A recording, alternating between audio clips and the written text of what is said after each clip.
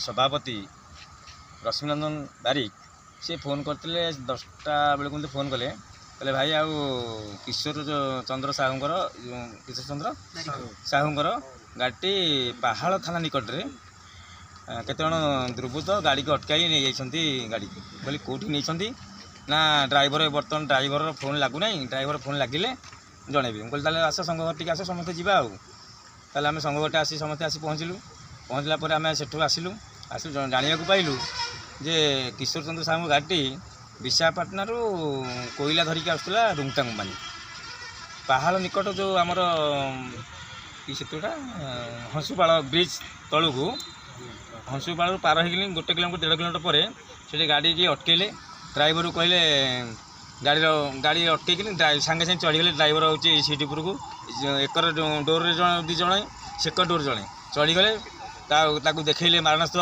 अस्त्र देखले कहले र आम फाइनान्स वाला गाड़ी आम जो कहू एटी नबू सी डर से हूँ से गाड़ी हूँ माने नहीं गला ताकू पैसा मागिले कहले पैसा दे छाड़देबू से कहले मो पाखे पैसा नहीं तापर ता मनी पकेट रू पैसा 800 टଙ୍କା थिला पकेट रे मनी पर्सटा को धरी ना पकेट जो पैसा था धरी पकेले ताकू नहीं कि सी जो कले से नेले यहाँ बहुत दुखदायक घटना गोटे ट्रक मालिकर इज्जत बोली आजिकल किसी ना तेणु सरकार को निवेदन करुचु सरकार जो आईन कर सुप्रीमकोर्ट राय कर रास्ता उपर गाड़ी की नहीं पारे ना कहीं जदि भी रास्ता उपर गाड़ी नेले नियम अनुसार नेबा कथा हाईकोर्टर ऑर्डर जो जो बाबू मैंने आई कार्ड देखी था ड्राइवर थे आई कार्ड मांगला से तू किए बे तू आई कार्ड देखू तू तो ड्राइवर तोर औकात के तू देखू आई कार्ड ताको यही भाया भाषा कुभाषा कही हाँ ताको माने बहुत प्रकार हूँ असभ्य भाषा कहते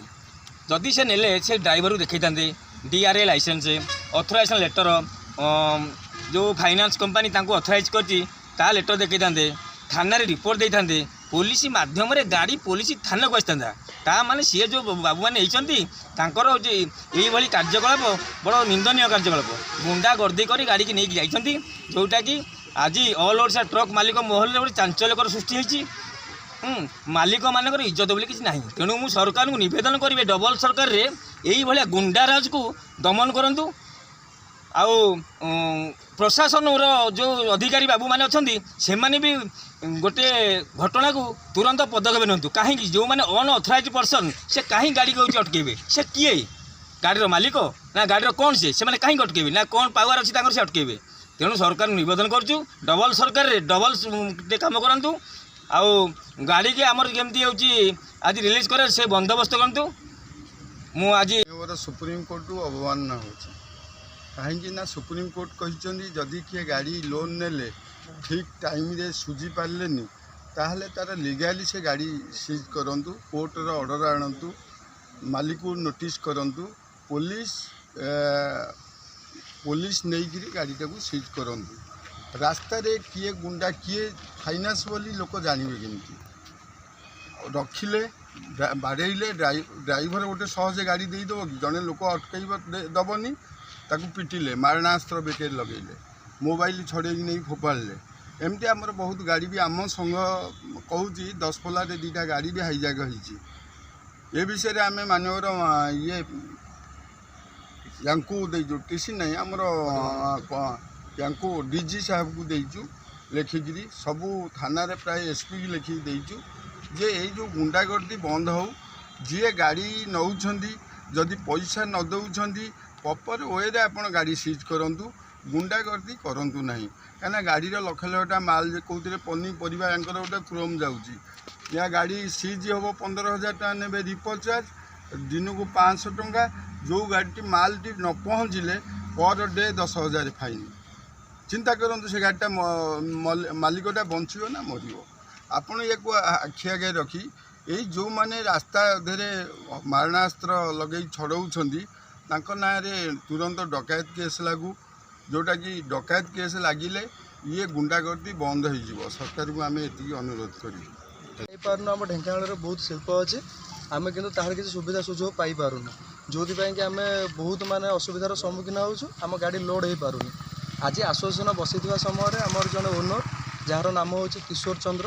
ସେ ଆମକୁ କହିଲେ ଯେ ଭାଇ ମୋର ଗାଡ଼ିଟା ଏମିତି କିଛି ଅଜଣା ଲୋକ ମୋ ଡ୍ରାଇଭରକୁ ପିଟି ଗାଳି ଗୁଲଜ କରି ମୋବାଇଲ ଛଡ଼େଇ ତାଙ୍କର ପଇସା ପତ୍ର ନେଇ ତାଙ୍କୁ ଧକ୍କା ମାରି ଗାଡ଼ିଟିକୁ କୁଆଡ଼େ ନେଇ ଯାଇଛନ୍ତି। ମୁଁ ସେଠୁ କହିଲି ଠିକ୍ ଅଛି, ଗୋଟେ ଆପ୍ଲିକେସନ୍ ଦିଅ। ଆପ୍ଲିକେସନ୍ ଆମ ୟୁନିୟନକୁ ଦେଲେ। ୟୁନିୟନକୁ ଦେଲା ପରେ ମୁଁ ଆମ ସାଧାରଣ ସମ୍ପାଦକଙ୍କୁ ଜଣେଇଲି। ଆସିଲା ପରେ ଆମେ ଡ୍ରାଇଭରକୁ ପଚାରିଲୁ ତ ଲୋକେସନ୍, ସେଠୁ କହିବାରୁ ଆମେ ଯାଇକି ଗୋଟେ ଜାଗାରେ ପହଞ୍ଚିଲୁ। ଜାଗା ଭିତରେ ଗାଡ଼ିଟିକୁ ଗୋଟେ ବାଉଣ୍ଡରୀ ଭିତରେ ଗାଡ଼ିକୁ ରଖାହେଇଛି। ସେଠି ଯେତେବେଳେ ଆମେ କହିଲୁ ଯେ ଆମ ଗାଡ଼ି ଏଇଟା ଭିତରେ ଅଛି, ଆମକୁ ଛାଡ଼, ନା ତୁମକୁ ଛାଡ଼ି ହେବନି। ଆମେ କହିଲୁ କେଉଁଥିପାଇଁ, ନା ଆମକୁ ପରମିସନ୍ ନାହିଁ। ମୁଁ କହିଲି ତୁମେ କିଏ, ନା ମୁଁ ସିକ୍ୟୁରିଟି। ମୁଁ କହିଲି ତୁମ ମାଲିକ, ନା ମାଲିକ ଆମର ମାଲିକଙ୍କ ନାଁଟା କ'ଣ ଗୋଟେ କହିଲେ ସିଏ ମାଲିକ ଆଉ ତାଙ୍କ ସାଥିରେ କଥା ହୁଅନ୍ତୁ। ଆମେ କହିଲୁ ମାଲିକ ନମ୍ବର ଦିଅ, ନା ଆମକୁ ପରମିସନ୍ ନାହିଁ। ତାହେଲେ ଆମେ କରିବୁ କ'ଣ? ଆମେ ସେଠୁ ବାଧ୍ୟ ହୋଇ ଆମର ନିକଟସ୍ଥ ପାହାଳ ଥାନାରେ ଆମେ ଆସିକି ଆପ୍ଲିକେସନ୍ ଦେଲୁ। ଆପ୍ଲିକେସନ୍ ଏଫଆଇଆର୍ ଦେଲୁ। ଏଫଆଇଆର୍ ଦେଲା ପରେ ଆମର DCO ମ୍ୟାଡ଼ାମ୍ କହିଲେ ଯେ ଯେଉଁ ବୁଝାଯିବ ତାଙ୍କୁ ଡକା ହେଲା। ସେଠୁ କିଏ ଜଣେ ଆସିଲେ, ସେଠୁ କହିଲେ ଯେ ତୁମର କିସ୍ତି ଫେଲ୍ ଥିଲା। ଆମର ଆଜ୍ଞା କିସ୍ତି ଫେଲ୍ ଥିଲା ଆମେ ମାନୁଛୁ, ଆମର ତ ଗୋଟିଏ କିସ୍ତି ଫେଲ୍ ଥିଲା। ସେମିତି ତ କେଉଁଠି ନିୟମ ନାହିଁ ଯେ ମାନେ ଗୋଟେ କିସ୍ତିରେ ଗାଡ଼ିକୁ ଅଟକେଇ ନେବେ। ଡ୍ରାଇଭରକୁ ପଚାରିଲାଠୁ ଡ୍ରାଇଭରକୁ ମାଗୁଥିଲେ ପଇସା 10,000 ଦିଅ, ଗାଡ଼ିକୁ ଛାଡ଼ିଦେବୁ, ନହେଲେ ନେଇକି ଗାଡ଼ିକୁ ରଖିବୁ, ଯାହା କରିବା କଥା କର, ଆମେ କେସ୍ କଲେ ବି ଆମର କେହି କିଛି କରିପାରିବେନି, ଆମର ସବୁ ସେଟିଂ ଅଛି। ଏମିତି କହିବାରୁ ତାପରେ ଆମେ ଆସିକି ଥାନାର ଦ୍ୱାରସ୍ଥ ହେଇଥିଲୁ। ଥାନାର ଆମର DCO ମ୍ୟାଡ଼ାମ୍ କହିଲେ ଯେ IIC ମ୍ୟାଡ଼ାମ୍ ଆସନ୍ତୁ। IIC ମ୍ୟାଡ଼ାମ୍କୁ ଜଣେଇଲୁ। IIC ମ୍ୟାଡ଼ାମ୍ କହିଲେ ଯେ କେସ୍ ରେଜିଷ୍ଟ୍ରେସନ୍ କରିବା ପାଇଁ। କେସ୍ ରେଜିଷ୍ଟ୍ରେସନ୍ ଯେତେବେଳେ ଆଜ୍ଞା ଆମର କଥା ପଡ଼ୁଛି, ଆମ ଗାଡ଼ିଟିକୁ ଲୋଡ଼ ଗାଡ଼ିଟି ବିଶାଖାପାଟଣାରୁ ରୁମଟା ଆସୁଥିଲା। ଗୋଟେ ଦିନ ଯଦି ସେମାନେ ଭିତରେ ପୁରଉଛନ୍ତି ଷ୍ଟକ୍ ଗାର୍ଡ଼ ଭିତରେ 15,000 ରିପୋ ଚାର୍ଜେସ୍ ମାଗୁଛନ୍ତି, ପର୍ ଡେ 500 ଟଙ୍କା ଲେଖାଏଁ ଷ୍ଟକ୍ ଗାର୍ଡ଼ ଚାର୍ଜେସ୍ ମାଗୁଛନ୍ତି, ମନ ଇଚ୍ଛା ପଇସା ଲୁଟୁଛନ୍ତି। ଆମର ଏଇ ଗାଡ଼ିଟି ଯେଉଁ ଗୋଟେ ଦିନ ଠିଆ ହେଇଛି ଲୋଡ଼ ଗାଡ଼ି, ୟା ପରେ ଯେଉଁ ଟିପି ଫେଲ୍ ହୁଏ, ୟା ପଇସା ଆମକୁ କିଏ ଦେବ ଆଜ୍ଞା? ଆମେ ଯଦି ବ୍ୟାଙ୍କ ବାଲାଙ୍କର ପଇସା ଖାଇଛୁ, ବ୍ୟାଙ୍କ ବାଲା ତ ଆମକୁ ଏମିତି ଆମ ମୁହଁ ଦେଖିକି ଦେଇନଥିଲେ, ଆମ ପ୍ରୋଫାଇଲ୍ ଦେଖିକି ଦେଇଥିଲେ। ସେଇଟା ସେ ପୋଲିସକୁ ଜଣାଇଥାନ୍ତେ, ପୋଲିସ ଥ୍ରୋରେ ଆମକୁ ଲିଗାଲ୍ ନୋଟିସ୍ ହେଇଥାନ୍ତା। କିଛି ନୋଟିସ୍ ନାହିଁ, କିଛି ନାହିଁ, ଡାଇରେକ୍ଟ ନେଇକି ଗାଡ଼ିକୁ ଷ୍ଟକ୍ ଗାର୍ଡ଼ରେ ପୁରେଇକି ଯେଉଁ ଗୁଣ୍ଡାଗର୍ଦି ଚାଲିଛି, ଆମେ ସେଇଟା ଗଣମାଧ୍ୟମରେ ଜଣାଇ ଦେବାକୁ ଚାହୁଁଛୁ। ମାନେ କ'ଣ କଲେ ଆମେ ଆଜ୍ଞା ଗାଡ଼ି ବାଲା ମୁଣ୍ଡ ଟେକିକି ବଞ୍ଚିବୁ? ଜଣେଇଛୁ ଆମର TC ଟ୍ରାନ୍ସପୋର୍ଟ କମିଶନର ସମସ୍ତଙ୍କୁ ଜଣାଉଛୁ, ଆମେ କ'ଣ କଲେ ମୁଣ୍ଡ ଟେକିକି ବଞ୍ଚିବୁ? ଯଦି ଆମେ ଗାଡ଼ି ଖଣ୍ଡେ ନେଇଛୁ, ଆମ ଗାଡ଼ି ଚାଲିପାରୁନି, ସେଇଟା ଆମକୁ ଆପଣ ଜଣେଇବେ କ'ଣ କେମିତି। ବ୍ୟାଙ୍କ ବାଲା ସାଥିରେ ଆମେ EMI ଦେବୁ ନ ଦେବୁ ଆମେ ସେଇଟା କଥା ହେବୁ। ଏଠି ଯେଉଁ ଗୁଣ୍ଡା ଲଗେଇ ଯେଉଁ ବିନା ଅଥରାଇଜେସନ୍ ବିନା ଲାଇସେନ୍ସରେ ଗାଡ଼ିଟିକୁ ଆସି ଦୁର୍ବୃତ୍ତମାନେ ନେଉଛନ୍ତି, ଆଜି ଯଦି କାହା ଉପରେ ଚଢ଼ିଗଲା, କାହାର କ'ଣ ପ୍ରୋବ୍ଲେମ୍ ହେଲା, ସବୁଥିରେ ଆଜ୍ଞା ଗାଡ଼ି ବାଲାର ଲସ୍ ହେଉଛି। ତ ସେଥିପାଇଁ ଆପଣମାନଙ୍କୁ ଅନୁରୋଧ, ଟିକେ ସରକାରଙ୍କୁ ଜଣାନ୍ତୁ, ଯେଉଁଟାକି କ'ଣ କଲେ ଆମେ ଗାଡ଼ି ବାଲା ବଞ୍ଚିବୁ। ସବୁ ରେଟ୍ ବଢ଼ୁଛି, ତେଲ ରେଟ୍ କମୁଛି, କେମିତି ଆଜ୍ଞା ଆମେ ଗାଡ଼ି କିସ୍ତି ଦେବୁ, କେମିତି ଆମେ ବଞ୍ଚିବୁ? ସବୁ ରେଟ୍ ବଢ଼ୁଛି, ମାନେ ଟ୍ୟାକ୍ସ ଆମେ ଦେଉଛୁ, ତା ବାଦେ ଟୋଲ୍ ଗେଟ୍ ଦେଉଛୁ, ତା ବାଦେ ପରମିଟ୍ ଦେଉଛୁ। ଯେତେବେଳେ ଆଜ୍ଞା ଯାହାର ଯାହା ପଇସା ଗଭର୍ଣ୍ଣମେଣ୍ଟର ସର୍ଟ ହେଲା, ସେଇଟା ଗାଡ଼ିବାଲାଙ୍କ ଉପରେ ଆଲାଉ ହେବ। ଯେତେବେଳେ ଆମେ ପଚାରିବୁ ପୋଲିସକୁ କାହିଁକି ଏଇଟା କରାଯାଉଛି, ଆମର ମାନେ ଡ୍ରାଇଭର ମାନେ ମଦ ପିଇବେ, ଗାଡ଼ି ଥାନାରେ ରହିବ।